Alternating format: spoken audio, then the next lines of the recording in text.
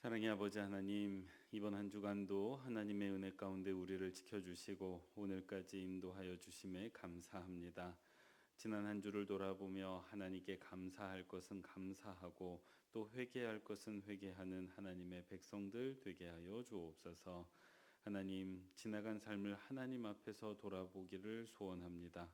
그리고 또 주시는 말씀으로 우리의 삶을 세워가게 하여 주옵소서.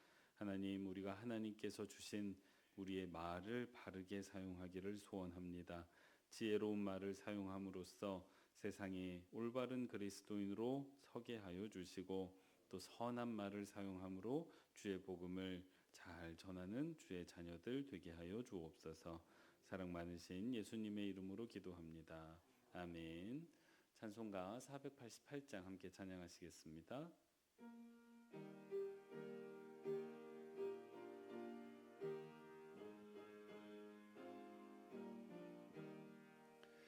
이 몸의 소망 무언가 우리 주 예수뿐일세. 우리 주 예수밖에는 믿으리 아주 없도다. 주 나의 반석이시니 그 위에 내가 서리라. 그 위에 내가 서리라. 바라던 천국 올라가 하나님 앞에 배울 때 구주의 의를 힘입어 어여지 바로 서리라. 주 나의 반석이시니 그 위에 내가 서리라. 그 위에 내가 서리라.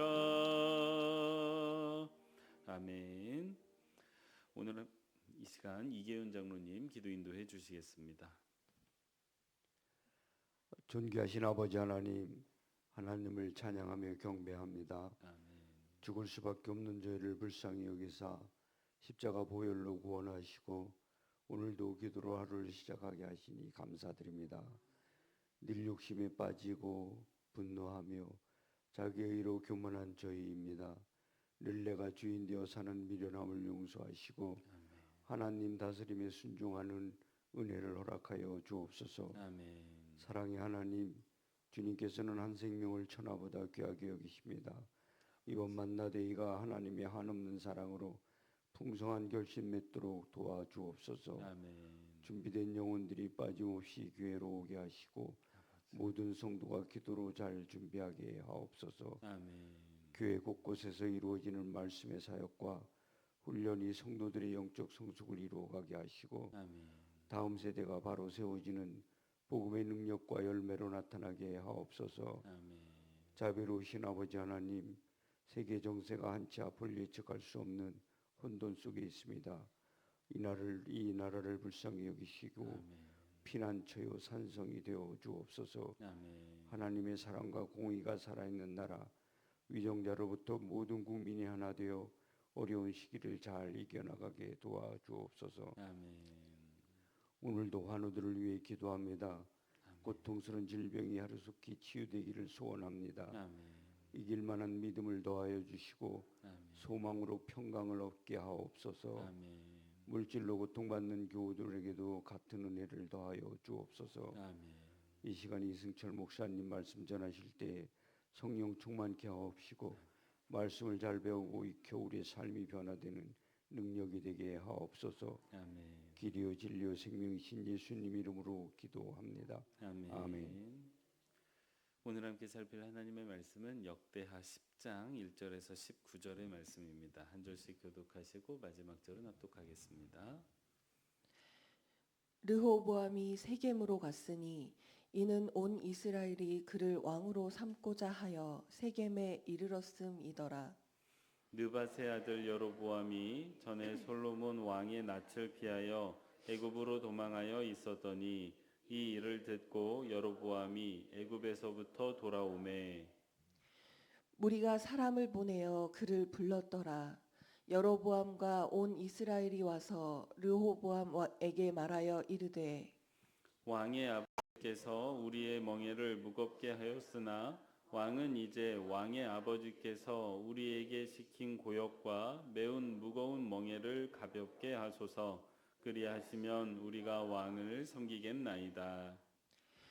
르호보암이 그들에게 대답하되 3일 후에 다시 내게로 오라 하매 백성이 가니라. 르호보암 왕이 그의 아버지 솔로몬의 생전에 그 앞에 모셨던 원로들과 의논하여 이르되 너희는 이 백성에게 어떻게 대답하도록 권고하겠느냐 하니 그들이 대답하여 이르되 왕이 만일 이 백성을 후대하여 기쁘게 하고 선한 말을 하시면 그들이 영원히 왕의 종이 되리이다 하나 왕은 원로들이 가르치는 것을 버리고 그 앞에 모시고 있는 자기와 함께 자라난 젊은 신하들과 의논하여 이르되 너희는 이 백성에게 어떻게 대답하도록 권고하겠느냐 백성이 내게 말하기를 왕이 아버지께서 우리에게 매운 멍에를 가볍게 하라 하였느니라 하니 함께 자라난 젊은 신하들이 왕께 말하여 이르되 이 백성들이 왕께 아뢰기를 왕의 아버지께서 우리의 멍에를 무겁게 하였으나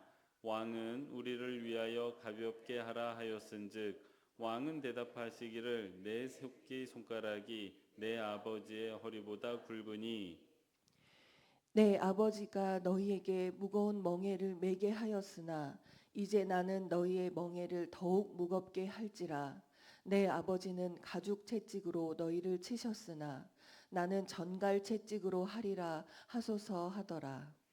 3일 만에 여로보암과 모든 백성이 르호보암에게 나왔으니 이는 왕이 명령하여 이르기를 3일 만에 내게로 다시 오라 하였음이라. 왕이 포악한 말로 대답할세 르호보암이 원로들의 가르침을 버리고 젊은 신하들의 가르침을 따라 그들에게 말하여 이르되 내 아버지는 너희의 멍에를 무겁게 하였으나 나는 더 무겁게 할지라. 내 아버지는 가죽 채찍으로 너희를 치셨으나 나는 정갈 채찍으로 치리라 하니라. 왕이 이같이 백성의 말을 듣지 아니하였으니 이 일은 하나님께로 말미암아 난 것이라. 여호와께서 전에 실로 사람 아히야로 하여금 느바세 아들 여로보암에게 이르신 말씀을 응하게 하심이더라. 온 이스라엘은 왕이 자기들의 말을 듣지 아니함을 보고 왕에게 대답하여 이르되 우리가 다윗과 무슨 관계가 있느냐 이새의 아들에게서 받을 유산이 없도다. 이스라엘아 각각 너희의 장막으로 돌아가라. 다윗이여 이제 너는 내 집이나 돌보라 하고 온 이스라엘이 그들의 장막으로 돌아가니라. 그러나 유다 성읍들에 사는 이스라엘 자손들에게는 르호보암이 그들의 왕이 되었더라. 르호보암 왕이 역군의 감독 하도람을 보냈더니 이스라엘 자손이 저를 돌로 쳐 죽인지라. 르호보암 왕이 급히 수레에 올라 예루살렘으로 도망하였더라. 이에 이스라엘이 다윗의 집을 배반하여 오늘날까지 이르니라. 아멘. 매일 기도에 오신 여러분 환영합니다. 이번 한 주간도 참 수고 많이 하셨고요. 오늘 예배로 하루를 시작하는 저와 여러분에게 하나님께서 새 힘 주시고 또 은혜 베풀어 주시기를 소원합니다. 오늘 함께 살필 하나님의 말씀은 7절 말씀입니다. 함께 합독하도록 하겠습니다. 그들이 대답하여 이르되 왕이 만일 이 백성을 후대하여 기쁘게 하고 선한 말을 하시면 그들이 영원히 왕의 종이 되리이다 하나. 아멘. 첫 번째 기도 제목입니다. 르호보암의 포악한 말이 아니라 솔로몬이 사용한 선한 말을 사용하는 성도 되게 하옵소서. 다시요. 같이 한번 읽겠습니다. 르호보암의 포악한 말이 아니라 솔로몬이 사용한 선한 말을 사용하는 성도 되게 하옵소서. 아멘. 여러분은 어떤 말이 더 설득력이 있다고 생각하십니까? 며칠 전에 제가 우연히 TV를 좀 보는데 전에 외무부 장관을 하시던 그 강경화 장관이 나오셔서 인터뷰하는 장면을 좀 보게 되었습니다. 근데 여러분 잘 아시듯이 그 외무부 장관이라는 자리가 다른 나라를 만나서 우리나라의 입장을 대변하고 그 나라를 설득해서 우리나라의 뜻대로 조금 해주도록 설득하는 그 일을 하는 사람이지 않습니까? 그래서 그 인터뷰를 하는 분이 이 강경화 장관 당신이 가지고 있는 그 설득의 기술이 뭡니까? 당신만이 가지고 있는 다른 나라를 설득하는 그 말하는 기술이 뭡니까? 라고 묻는 장면이었어요. 근데 이제 이 강경화 장관이 그 질문을 듣더니 좀 곰곰이 생각을 하시더라고요. 그렇게 생각을 하더니 하는 말이 저는 제가 가진 그 설득하는 기술은 사실 말하는 기술이 아니라 그 상대방의 이야기를 잘 듣는데 그 기술이 있다고 생각합니다라고 말을 하는 거예요. 그러면서 그 이유를 설명하는데 상대방과 마주 앉아서 이야기를 할 때 그 상대방이 하는 이야기를 먼저 잘 경청해야 들어야 그 사람의 생각이 어떠한지도 알 수 있고 그 사람이 원하는 게 무엇인지도 알 수 있어서 먼저 그 사람을 파악하고 그 다음에 내 이야기를 해야만 설득력을 가질 수 있다라고 설명을 하는 겁니다. 그러면서 자기가 가진 설득의 기술은 말하는 기술이 아니라 듣는 기술이다라고 이야기하는 장면을 보았습니다. 들으면서 참 맞는 이야기다라고 생각을 했는데 여러분도 그렇게 생각을 하시지요? 네, 오늘 우리가 읽었던 본문에는 솔로몬의 아들 르호보암이 왕위에 오른 직후에 발생한 사건을 보여주고 있습니다. 근데 예나 지금이나 그 왕이 하는 일, 대통령이 하는 일은 다 정치적인 일이죠. 그리고 그 정치적인 일은 보통 다른 사람을 설득하는 일일 때가 참 많습니다. 오늘 본문에 나온 르호보암도 같은 상황에 처하게 된 겁니다. 이 르호보암이 왕위에 오른 직후에 한 사람이 여러 사람들을 데리고 찾아옵니다. 이 데리고 온 사람이 누구냐면 여로보암이라는 사람이에요. 열왕기에는 좀 이야기가 자세히 소개되는데 어제 말씀드린 것처럼 역대기는 그런 이야기를 전부 삭제하고 있습니다. 그래서 이제 역대기를 통해서는 잘 알 수 없으나 열왕기서를 통해서 보면 이 여로보암이라는 사람은 그 아버지 르호보암의 아버지 솔로몬 왕 시절에 이미 하나님께 예언을 받은 사람이에요. 너가 북왕국의 왕이 될 것이다. 오늘 본문에서도 잠깐 소개하고 있죠. 근데 이제 그런 어떤 예언도 받고 또 그런 야망, 정치적 야망도 가지고 있었던 사람이 솔로몬 시대에는 힘을 못 썼습니다. 왜냐하면 솔로몬이 워낙 통치를 잘했기 때문이에요. 그래서 오늘날로 말하면 망명을 갔습니다. 애굽으로 망명을 가서 살다가 이 솔로몬이 죽었다는 소식을 듣게 된 겁니다. 그래서 돌아온 거예요. 돌아왔더니 그 북쪽에 있던 10개 지파 사람들이 이 사람을 앞세워서 르호보암을 찾아왔습니다. 찾아와서 요구하는데 뭘 요구하냐면요. 아버지 솔로몬 왕 시대에 우리에게 부여되었던 그 부역이 노동이 너무 심했습니다. 그러니까 당신은 그거를 조금 가볍게 해주십시오라고 요청을 하게 된 거예요. 뭐 오늘날로 따지면 부과된 세금이 너무 많습니다. 그러니까 좀 세금 좀 깎아주십시오. 뭐 이와 비슷한 요구를 하게 된 겁니다. 근데 이게 개인의 요구가 아니에요. 이스라엘이라는 통일된 나라는 남쪽과 북쪽으로 그 세력이 나누어져 있는데 이제 그 북쪽에 있던 세력들이 찾아와서 그 요구를 하게 된 것입니다. 근데 그러면서 한 가지를 덧붙여요. 르호보암 당신이 이 요구를 들어주시면 우리가 당신을 왕으로 섬기겠습니다. 라는 말을 덧붙입니다. 여러분이 르호보암 왕이었다면 기분이 좋으시겠어요? 기분이 별로 안 좋으시겠어요? 기분이 별로 안 좋으시겠죠. 왜냐하면요. 이거를 해주면 왕으로 모시겠습니다. 라는 말은 이거를 해주지 않으면 왕으로 모시겠다는 소리예요? 안 모시겠다는 소리예요? 안 모시겠다는 소리예요.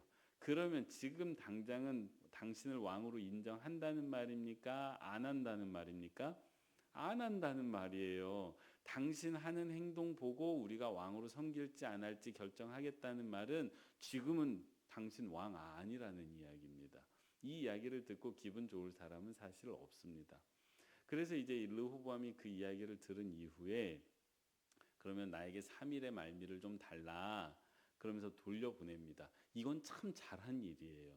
생각해 보시면 기분이 나빴을 게 분명합니다. 특히 이제 이후에 펼쳐지는 이야기를 보면 이 르호보암도 한 성깔 하시는 것 같아요. 근데 그 성깔을 그 자리에서 바로 드러내지 않고 일단 돌려보냅니다. 왜냐하면 기분에 따라 결정하면 실수할 거기 때문이에요. 여기서는 참 처신을 잘했는데 그렇게 이제 돌려보낸 이후에 두 그룹의 사람들을 만나게 되죠. 첫 번째 만난 사람은 그 아버지 솔로몬을 모셨던 원로 그룹입니다. 만나서 물어요. 이런 일이 생겼는데 어떻게 할까요? 그랬더니 원로들이 이렇게 말해줍니다. 먼저 그들의 이야기를 잘 들어주십시오.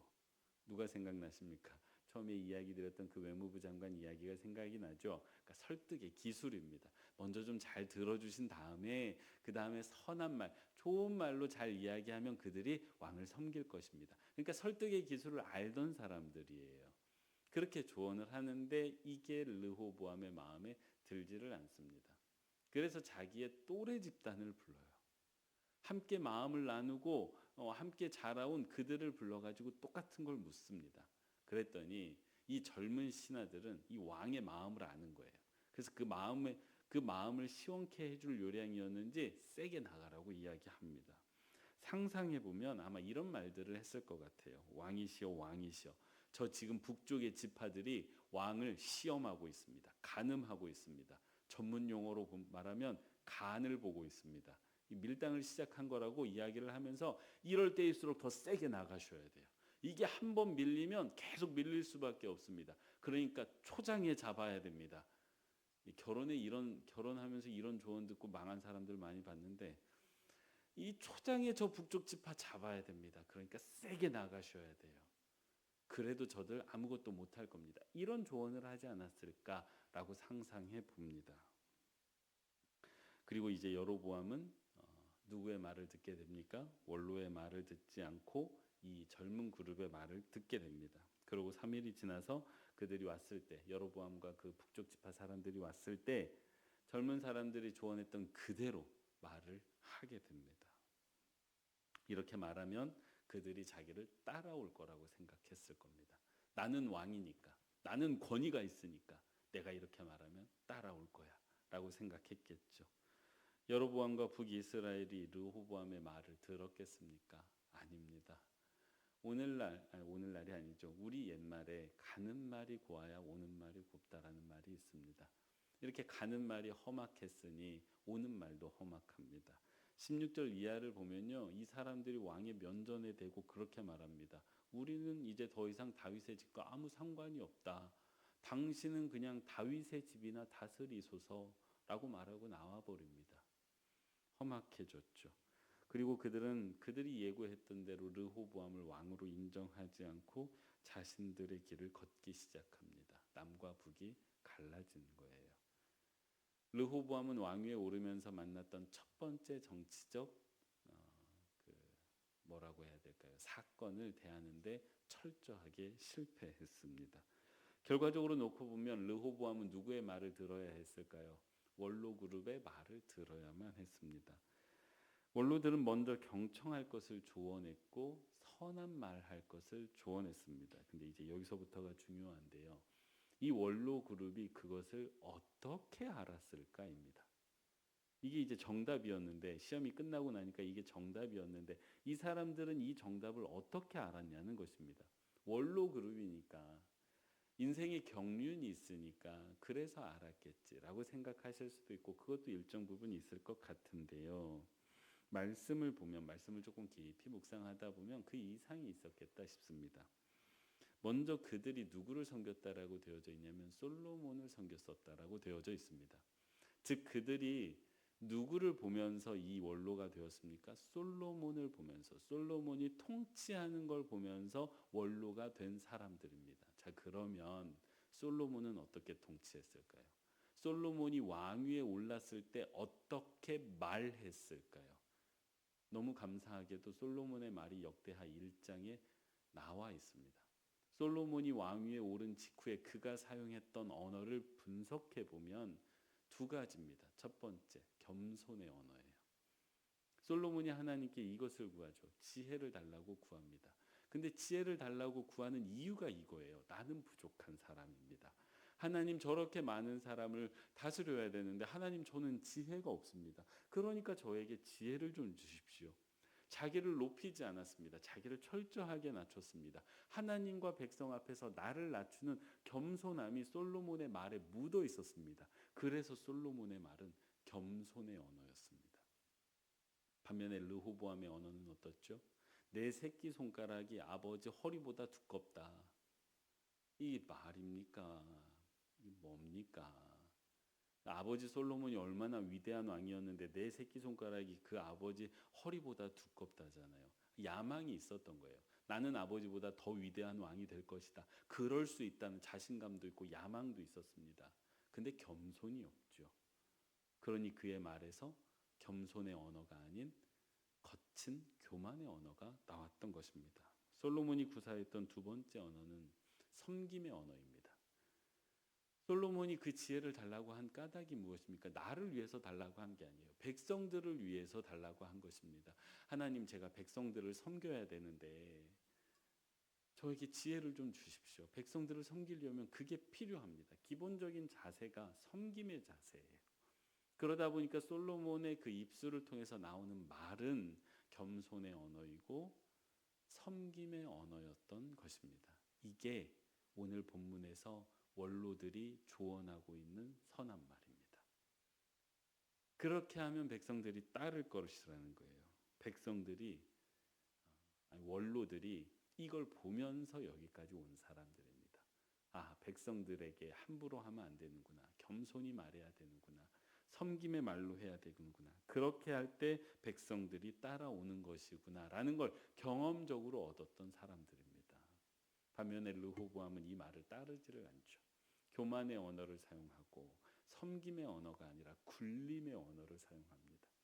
나는 너희에게 2배의 짐을 부과할 것이다. 정갈로 채찍질할 것이다. 섬김의 언어가 전혀 없어요. 굴림의 언어, 강압의 언어 이런 것들이 드러납니다. 백성들이 따라올 리가 없죠. 사랑하는 성도 여러분, 여러분은 누구의 말을 따라가시겠습니까? 당연히 솔로몬의 말을 따라가시겠죠. 그러면 오늘 살아가시면서 누구의 말을 하시겠습니까? 부디 바라기는 솔로몬의 말을 사용하시는 저와 여러분 되시기 바랍니다. 겸손히 나를 낮추어서 겸손의 언어를 하시고 섬기는 마음을 가져서 다른 사람에게 섬김의 언어를 사용하는 사람. 그래서 그 사람을 섬기기 위해서 그 사람 앞에 겸손하기 위해서 먼저 경청하는 사람. 그래서 설득력이 있는 사람. 부디 저와 여러분이 그런 사람이 되시기를 소원합니다. 이게 쉬운 일은 아니에요. 그렇지 않으면 우리 입에서 누구의 언어가 나오냐? 르호보암의 언어가 나옵니다.